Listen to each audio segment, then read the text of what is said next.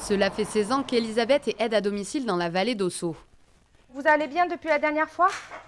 Chaque jour, elle accompagne des personnes âgées dans leur quotidien, comme Annie, 79 ans. J'ai des aides à domicile 2 fois par semaine, c'est-à-dire que souvent lundi et le jeudi, pendant 1 heure chacune.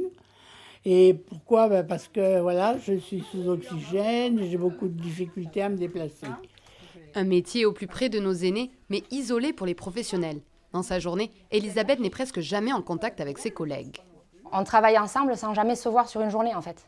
Donc nous on va y arriver à 8h, le SIAD, les aides-soignantes, à 11h et du coup on ne se voit pas.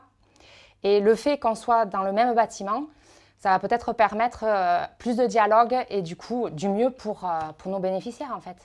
Voilà, tout simplement. Le but c'est eux, hein, c'est vous. Hein, voilà.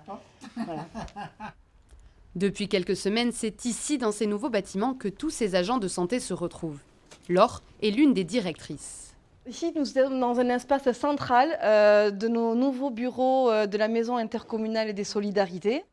Cette nouvelle structure regroupe 3 services médico-sociaux, des aides à domicile, des infirmières, ainsi qu'une antenne des services sociaux du département. Dans quelques mois, les associations France Alzheimer et la Ligue contre le cancer animeront également des permanences pour les bénéficiaires.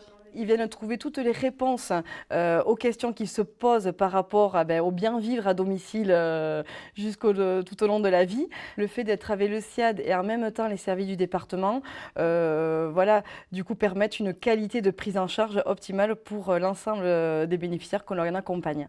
Une fierté pour les élus de la vallée d'Ossau qui inauguraient le bâtiment vendredi dernier. Au total, c'est près de 500 emplois sur les métiers du CARE et c'est de la prise en charge de ceux qui sont déjà ici, voire les néo-ruraux. D'ici 2050, la France pourrait compter 4 millions de seniors en perte d'autonomie. La vallée semble déjà s'y préparer.